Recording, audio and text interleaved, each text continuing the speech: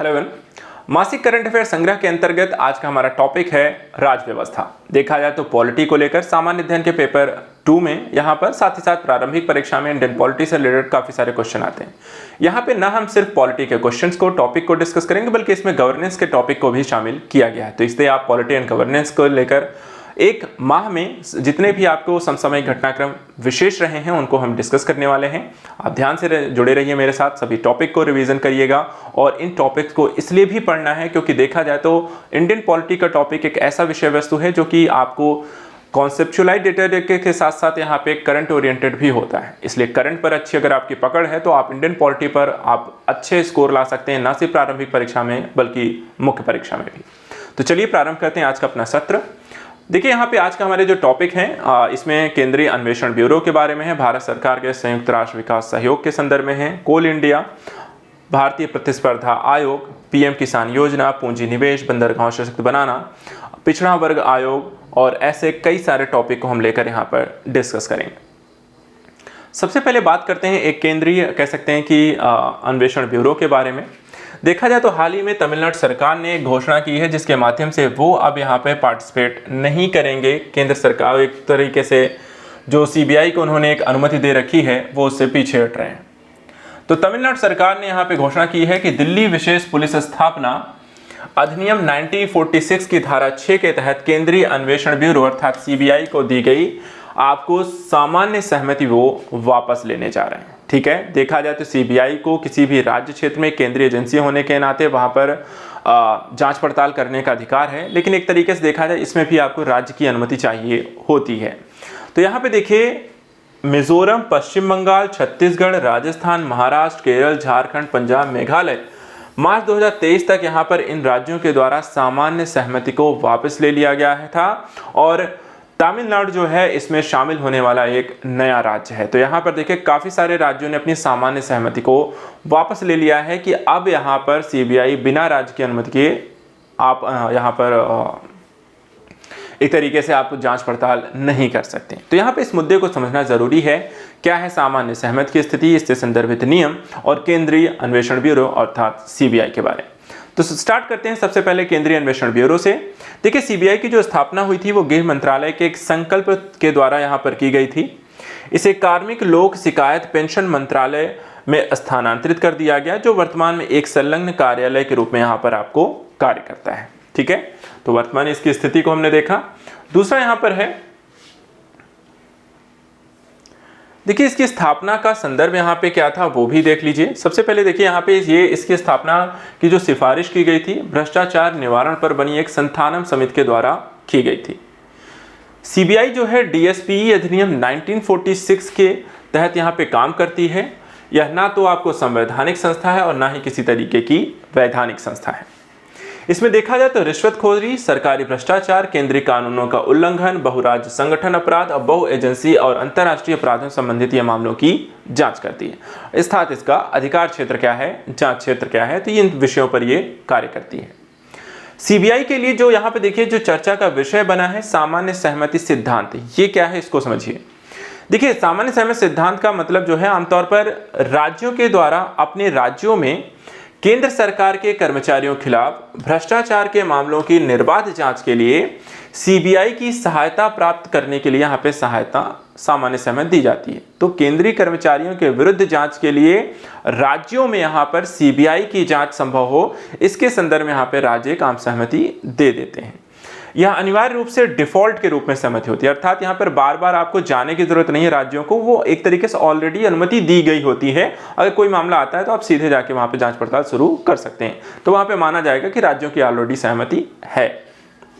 अर्थात सीबीआई को पहले से यहाँ पर सहमति के आधार पर जांच कर सकता है। यहाँ पर ऐसा नहीं होगा कि मामला आएगा तब वहां पर वो जांच करेंगे। ठीक है, तो समझ में आ गया क्या है सामान्य सहमति सिद्धांत। दूसरा देखिए यहाँ पे टॉपिक है भारत सरकार का संयुक्त राष्ट्र सतत विकास सहयोग ढांचा 2022-23। क्या है ये? देखिए हाल ही में यहाँ पर आपकी संगठन है नीति आयोग। नीति आयोग ने संयुक्त राष्ट्र के साथ मिलकर के भारत सरकार संयुक्त राष्ट्र सतत विकास सहयोग ढांचा 2023 से 27 पर यहाँ पर हस्ताक्षर किए हैं। और देखा जाए तो इसमें आपके जो प्रमुख बिंदु हैं इस ढांचे के अंतर्गत, जैसे कि सामरिक स्तंभ और परिणाम क्षेत्र इसमें शामिल किए गए हैं, जिसके मतलब हुआ कि यहाँ पे गवर्नमेंट ऑफ इंडिया और UNSDCF 2023 से 27 को एजेंडे के तौर पर 2023 तक प्राप्त 4 सामरिक स्तंभों पर इसे बनाया गया है। कौन से 4 सामरिक स्तंभ हैं? जिसमें लोग, समृद्धि, ग्रह और भागीदारी। ठीक है, लोग, समृद्धि, ग्रह और भागीदारी 4 स्तंभों में 6 परिणाम भी क्षेत्र भी आपको इसमें शामिल किए गए हैं। देखिए यहाँ पे ध्यान रखिएगा, इस तरीके के जो समझौते हो रहे हैं ये एग्जाम के लिए ज़रूरी हो जाते हैं। आपसे कुछ भी पूछा जा सकता है कि 4 स्तंभ कौन से हैं, कब से कब तक के लिए इसकी समयावधि है, ठीक है, कौन कौन से यहाँ पे परिणाम क्षेत्र इसमें शामिल किए गए हैं। तो परिणाम क्षेत्रों को भी यहाँ पे देख लीजिए। परिणाम क्षेत्रों की बात करें, जैसा कि इन्होंने कहा 6 हैं, तो एक है यहाँ पे आप देख सकते हैं। पहला है स्वास्थ्य और कल्याण, दूसरा है पोषण और खाद्य सुरक्षा, तीसरा है गुणवत्तापूर्ण शिक्षा, चौथा है आर्थिक विकास और उचित कार्य, पांचवा यहाँ पे देखिए पर्यावरण, जलवायु, वॉश यानी कि जल, सफाई, स्वच्छता, और छठा यहाँ पर शामिल किया गया है लोगों, समुदायों, संस्थानों को यहाँ पे सशक्त बनाना तथा यहाँ पे सुनम्यता।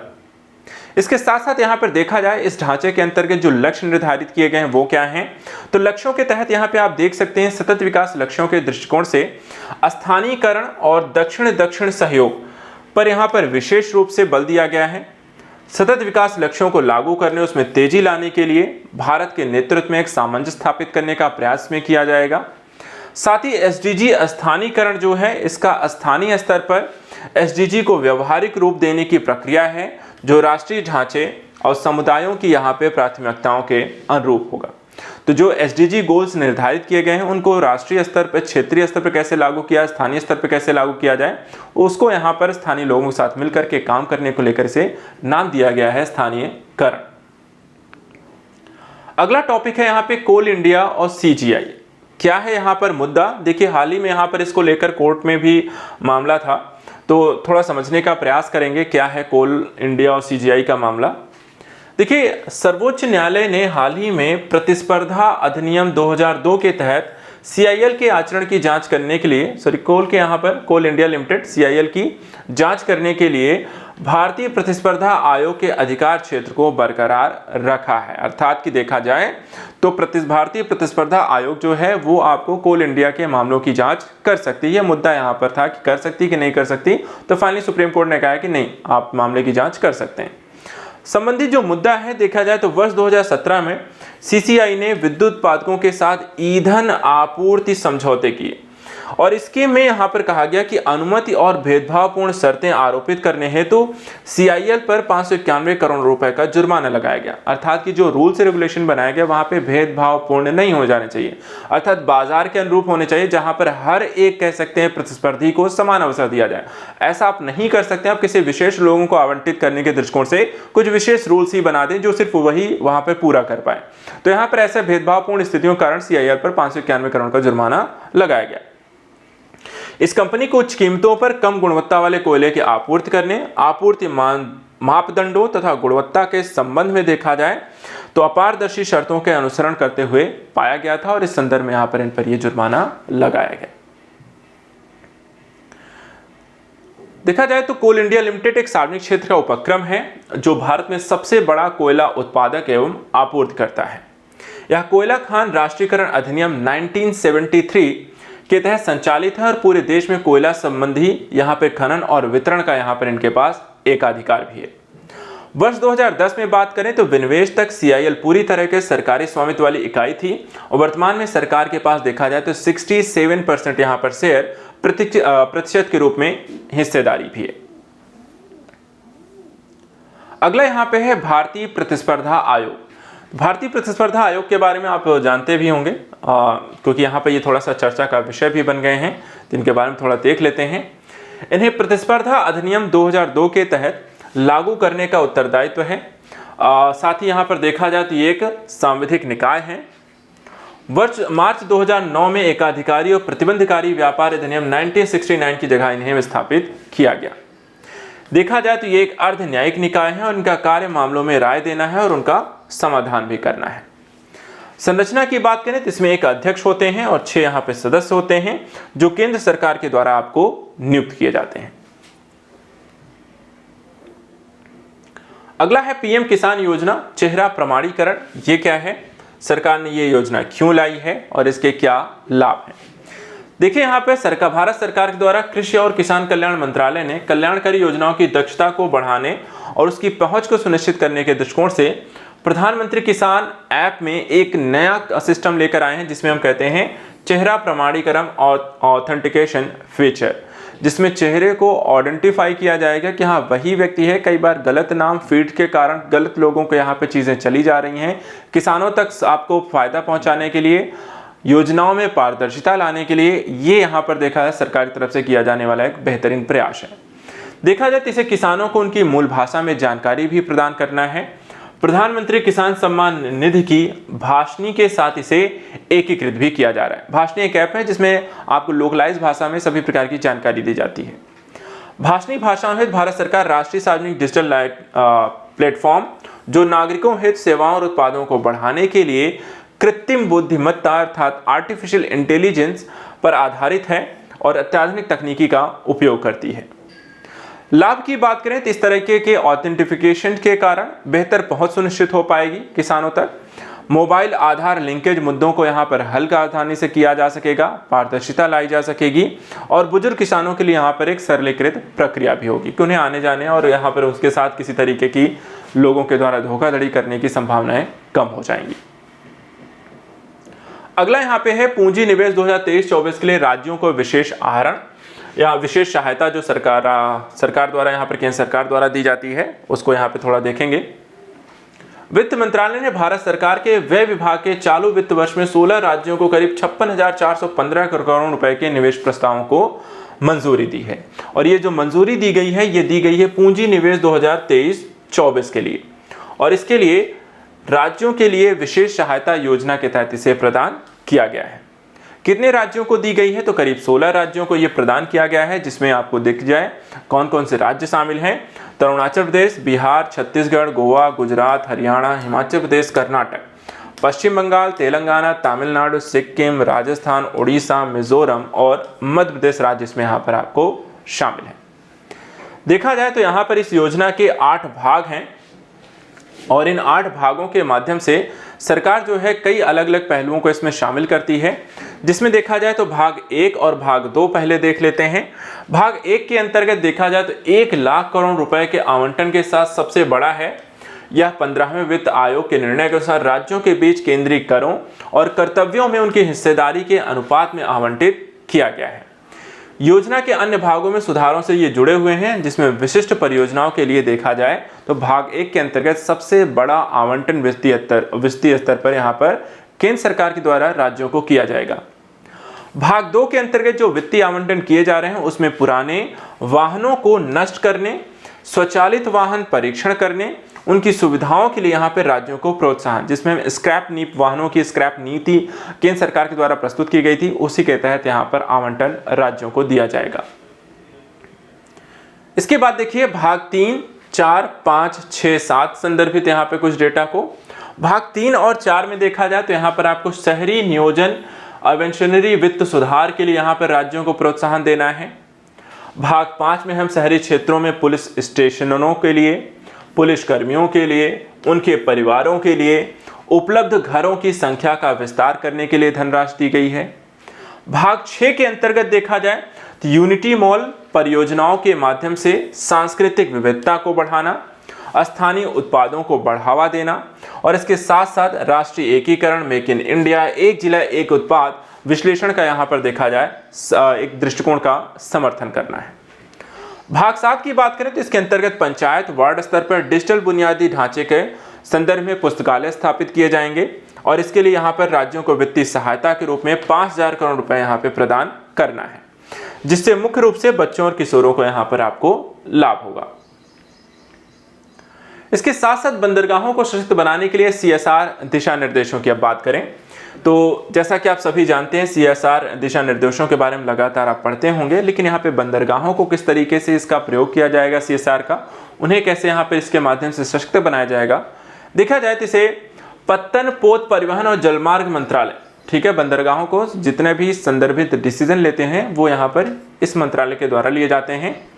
इन्होंने कॉर्पोरेट सामाजिक उत्तरदायित्व, जो CSR का फुल फॉर्म है, के लिए नए दिशा निर्देश यहाँ पे प्रदान किए हैं, जिसमें सागर सामाजिक सहयोग यहाँ पर आपको एक फैक्ट, एक डेटा, एक दस्तावेज जारी किया गया है।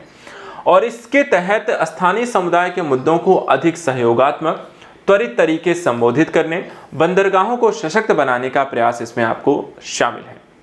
देखा जाए तो दिशा निर्देश संबंधी प्रमुख बिंदुओं में सबसे पहले बिंदु यहाँ पर CSR की फंडिंग को लेकर बताया गया है कि CSR की फंडिंग कैसे की जाएगी। इसमें कहा गया है कि भारत में जो बंदरगाह हैं अपने निवल वार्षिक लाभ का एक विशिष्ट प्रतिशत CSR गतिविधियों के लिए यहाँ पर आवंटित करेंगे। साथ ही साथ देखा जाए तो बंदरगाहों के लिए CSR बजट उनके वार्षिक राजस्व पर आधारित होगा, अर्थात हर एक बंदरगाह के लिए उनकी लागत के हिसाब से बजट आवंटित किया जाएगा, बड़े बंदरगाहों को ज़्यादा और छोटे बंदरगाहों को कम। साथ ही यहाँ पर विभाजन इस प्रकार होगा कि 100 करोड़ रुपए से कम वार्षिक राजस्व वाले बंदरगाहों को CSR का 3 से 5% आपको खर्च करना है। ठीक है, तो 100 करोड़ में से 3 से 5 करोड़ आपको खर्च करने हैं।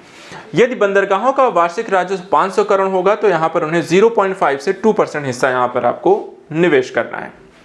इसके साथ ही CSR परियोजनाओं के प्रभावी कार्यान्वयन, निगरानी को सुनिश्चित करने के लिए SCR व्यय को यहाँ पे 2% बंदरगाहों के द्वारा परियोजनाएं निगरानी के संदर्भ परियोजनाओं में भी इन्वेस्टमेंट करना है, जिससे बंदरगाहों की निगरानी को सुनिश्चित किया जा सके। क्योंकि कई बार समस्याएं ऐसी होती हैं कि यहाँ पर बंदरगाहों में उचित निगरानी न होने के कारण भी कई घटनाएं घटित हो जाती हैं।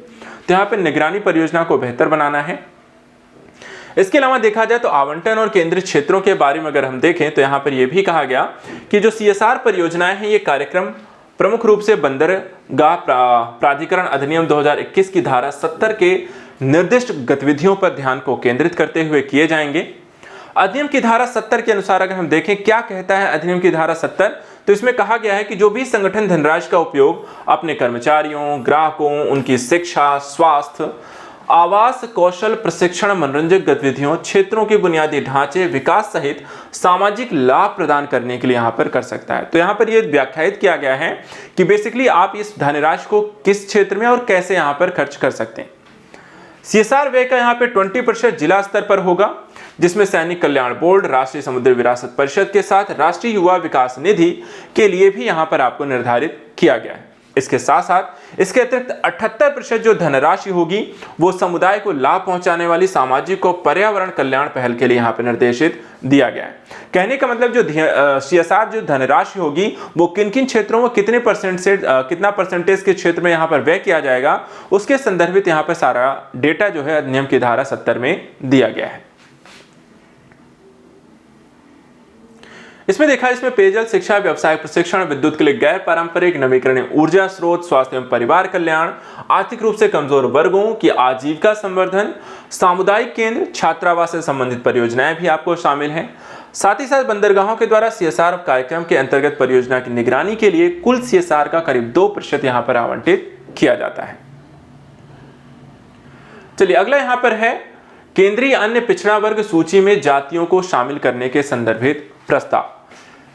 ये क्या है, क्यों चर्चा का विषय है? तो देखिए, हाल ही में राष्ट्रीय पिछड़ा वर्ग आयोग ने अन्य पिछड़ा वर्ग जिसे हम OBC के सूची में शामिल करने के लिए 6 राज्यों जिसमें महाराष्ट्र, तेलंगाना, आंध्र प्रदेश, हिमाचल प्रदेश, पंजाब और हरियाणा में करीब 80 जातियों के अनुमोदन के अनुरोध पर यहाँ पे कार्यवाही कर रहा है। तो यहाँ पर यह समझना जरूरी हो जाता है कि क्या है अन्य पिछड़ा वर्ग आयोग, इसकी शक्तियां, इसके कार्य प्रक्रियाएं और अन्य संदर्भ। सबसे पहले बात करते हैं यहाँ पे अन्य पिछड़ा वर्ग की। तो यहाँ पे देखिए, जिसे OBC जो शब्द है ये नागरिकों को वे सभी वर्ग इसमें आपको शामिल हैं जो सामाजिक और शैक्षिक रूप से पिछड़े हुए हैं। सर्वोच्च न्यायालय ने कहा है कि अन्य पिछड़ा वर्ग की पहचान हेतु क्रीमी लेयर के बहिष्कार के सिद्धांत को लागू किया जाना चाहिए। ठीक है, उसका लाभ यहाँ पर सभी को मिल सके तो क्रीमी लेयर को यहाँ पर बहिष्कृत करना होगा। इसके साथ साथ देखा जाए तो क्रीमी लेयर को OBC श्रेणी के लोगों के उन वर्गों तक पहुंच के संदर्भ में यहाँ पर कहा जाता है कि जो अब पिछड़े वर्ग में नहीं है तथा सामाजिक और आर्थिक रूप से देश के अन्य पिछड़े वर्गों के बराबर हैं, तो ऐसे लोगों को हम क्रीमी लेयर के अंतर्गत रखते हैं। देखा जाए तो शामिल करने की प्रक्रिया क्या है, तो इसमें कहता है कि NCBC जो है एक वैधानिक निकाय है जो केंद्रीय OBC सूची में जातियों को शामिल करने के अनुरोधों की यहाँ पे जांच करता है और मंत्रिमंडल परिवर्तन को मंजूरी देता है, कानून लाता है, राष्ट्रपति परिवर्तन को अधिसूचित करता है।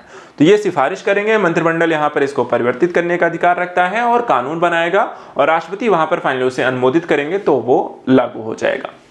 संवैधानिक प्रावधान इसके संदर्भ में क्या कहते हैं, ये भी तथ्यों को जांच लेते हैं। देखिए, संविधान का अनुच्छेद 15(4) कहता है, क्या कहता है?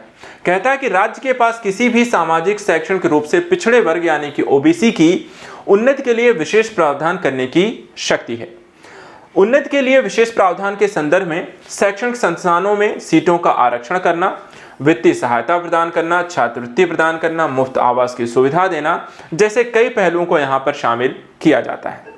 साथ ही साथ आर्टिकल 16(4) को अगर हम देखें, अनुच्छेद 16(4) क्या कहता है, तो इसमें कहा गया है कि राज्य को ओबीसी के पक्ष में नियुक्तियों और पदों के आरक्षण के लिए भी कानून बनाने का यहाँ पे अधिकार होगा। तो यहाँ पर देखा जाए तो शिक्षा, आवास और कह सकते हैं कि आपको कंपटीशन एग्जाम के संदर्भ में, लोक सेवा के संदर्भ में यहाँ पे आरक्षण करने के अधिकार केंद्र सरकार के यहाँ पे सरकार के पास है। वो राज्य स्तरीय या केंद्र स्तरीय सेवाओं में यहाँ पे आरक्षण लागू कर सकते हैं और जैसा वर्तमान में हम देखते भी हैं। बात करते हैं राष्ट्रीय पिछड़ा वर्ग आयोग के बारे में। तो देखा जाए तो इनका स्थापना जो हुई थी 102 में संविधान संशोधन अधिनियम 2018 के द्वारा राष्ट्रीय पिछड़ा वर्ग आयोग को एक संवैधानिक दर्जा यहाँ पे प्रदान किया गया।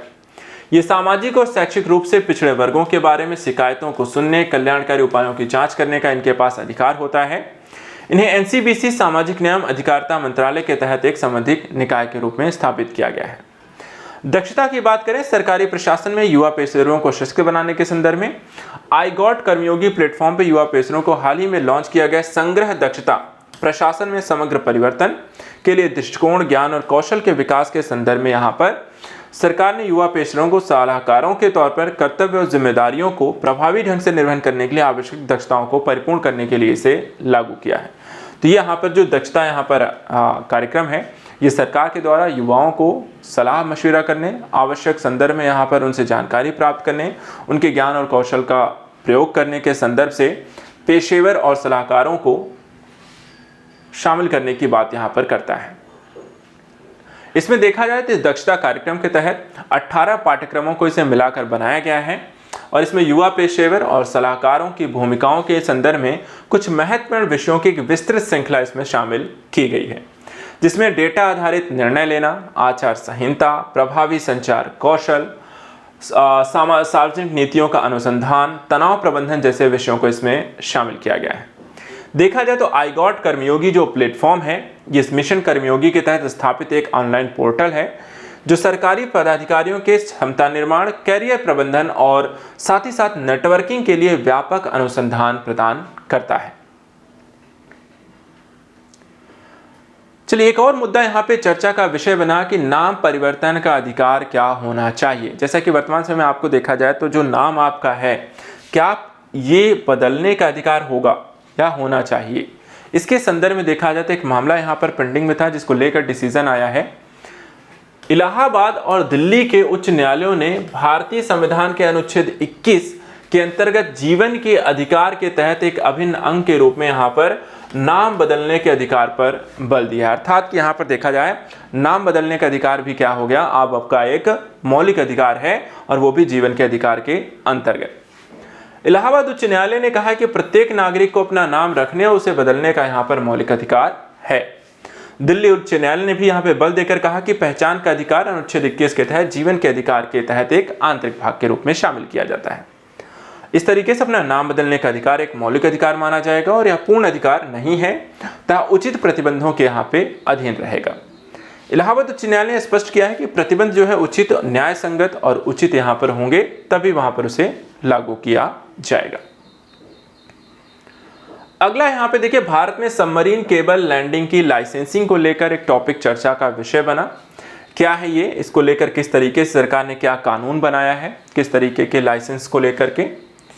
देखिए, दूरसंचार विभाग ने इस बात की यहाँ पर एक चिंता व्यक्त की है। चिंता व्यक्त इसलिए की है कि कुछ भारतीय इंटरनेशनल लॉन्ग डिस्टेंस ऑपरेटर जो हैं, इनकी सबमरीन केबल प्रणाली जिसमें किसी तरह की देखा जाए तो कोई हिस्सेदारी नहीं है, वे भारत में इस तरह के केबल बिछाने, उनके रखरखाव करने के लिए उन्हें मंजूरी मांग रहे हैं और सरकार देखा जाए तो ये भारत की सुरक्षा के दृष्टिकोण से इन्हें उचित नहीं मानते और ऐसे लोगों को यहाँ पे अनुमति नहीं देना चाहते हैं। इस संदर्भ में देखा जाए तो भारतीय दूरसंचार नियामक जो प्राधिकरण जिसे हम ट्राई कहते हैं ने भारत में सबमरीन केबल लैंडिंग के लिए लाइसेंसिंग नीति और विनियामक तंत्र के संबंध में यहाँ पर सिफारिशें जारी की हैं।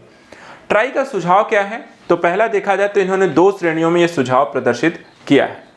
पहली श्रेणी में international long distance internet service provider श्रेणी में संशोधन करके केवल लैंडिंग स्टेशन स्थानों को 2 श्रेणियों में शामिल करने की अनुमति दी गई है। एक है मुख्य आपको CLS और दूसरा है CLS पॉइंट ऑफ प्रेजेंस। तो इस तरीके से यहाँ पर आपको अंतर्राष्ट्रीय स्तर पर 2 तरीके से आप यहाँ पर अपनी सर्विस को प्रोवाइड कर सकते हैं। देखा जाए तो जो मुख्य CLS है इसके संदर्भ में भी थोड़ा सा यहाँ पे समझेंगे। इसमें मालिक को भारत में अपने CLS को SMC लैंडिंग से संबंधित सभी अनुमतियों में स्वीकृत के लिए अनुरोध या कह सकते हैं कि आपको अनुरोध करना होगा। वहीं CLS उपस्थिति बिंदु को अगर हम देखें तो इसमें वैध अवरोधन की अनुमति अपेक्षित सुरक्षा अभ्यास को पूरा करने की यहाँ पर आवश्यकता होगी। अर्थात दोनों ही जो कॉन्सेप्ट हैं उसमें अलग अलग तरीके के यहाँ पे आपको प्रावधान किए गए हैं। महत्वपूर्ण एवं आवश्यक सेवा के संदर्भ क्या होते हैं? देखिए, महत्वपूर्ण आवश्यक सेवा का मतलब हुआ कि निर्बाध राष्ट्रीय और अंतर्राष्ट्रीय संचार नेटवर्क को बनाए रखना। और इस संदर्भ में अगर देखा जाए जो प्रयास किए जाते हैं उनकी प्रभावशाली भूमिका को बनाए रखने के कारण पनडुब्बी केबल संचालन को महत्वपूर्ण और आवश्यक सेवाओं के रूप में यहाँ पर मान्यता दी जानी चाहिए। आवश्यक अनुमतियां सुरक्षा मंजूरी प्राप्त करने हेतु पनडुब्बी केबल संचालन उच्च स्तर पर होना चाहिए। प्रस्तावित जो विधायी संशोधन है उसमें कहा गया है, इसे भारतीय दूरसंचार विधेयक 2022 के रूप में यहाँ पर लेकर आया गया था और इसमें पनडुब्बी केबल और केबल लैंडिंग स्टेशन पर एक अनुच्छेद को शामिल किया गया और यह डिजिटल संचार क्षेत्र के विकास मजबूती के साथ साथ कानूनी एवं नियामक सहायता प्रदान करने पर बल देता है। चलिए, कोयला खदानों के लिए सरकार के द्वारा एक स्टार रेटिंग पंजीकरण प्रक्रिया भी यहाँ पर शुरू की गई है। ये कैसे दी जाएगी, किसको दी जाएगी और किस आधार पर दी जाएगी, इस वस्तु को यहाँ पर हम समझने का थोड़ा सा प्रयास करेंगे। देखिए, यहाँ पर हाल ही में कोयला मंत्रालय ने वित्तीय वर्ष 2022-23 के लिए कोयला और लिग्नाइट खदानों की स्टार रेटिंग पंजीकरण प्रक्रिया को शुरू करने की घोषणा की है। प्रक्रिया में कहा गया है कि इसमें भाग लेने वाली जो खदानें होंगी वह स्वमूल्यांकन प्रक्रिया से गुजरना होगा उन्हें। साथ ही शीर्ष 10% प्रदर्शन करने वाली खदानों को एक समिति के द्वारा किए गए निरीक्षण के माध्यम से उन्हें पुनः मान्य किया जाएगा। शेष 90% खदानों को एक ऑनलाइन समीक्षा प्रक्रिया के माध्यम से गुजरना होगा और अन्य सभी प्रतिभागी खदानों की समीक्षा कर मूल्यांकन में योगदान कर सकते हैं। यह मूल्यांकन कोयला नियंत्रक संगठन के द्वारा यहां पर आपको किया जाएगा। देखा जाए तो यहां पर आपको स्टार रेटिंग का जो लक्ष्य है वो मैं बता देता हूं। देखा जाए इसमें 7 प्रमुख मानदंडों के विभिन्न कारकों के आधार पर खदानों का मूल्यांकन किया जाएगा। क्या क्या मापदंड होंगे? तो पहला है खनन कार्य कैसा है, दूसरा पर्यावरण संबंधी मापदंड अपनाए जा रहे हैं यहाँ कि नहीं, प्रौद्योगिकियां कौन सी यहाँ पर अपनाई जाती हैं, किस स्तर की हैं, सर्वोच्च खनन पद्धतियां कौन सी हैं, आर्थिक प्रदर्शन कैसा है, पुनर्वास और पुनर्स्थापना और कार्यकर्ता संबंधी अनुपालन और सुरक्षा संस्था जैसे मापदंडों के आधार पर किसी भी कोयला खदान को यहाँ पर रेटिंग दी जाएगी। तो ये रहा आज का हमारा विशेष सत्र। पॉलिटी के संदर्भित मासिक करंट अफेयर संज्ञा के अंतर्गत इन सभी टॉपिक को हमने यहाँ पर देख लिया जो कि यहाँ पे ज़रूरी पहलू हो सकते हैं।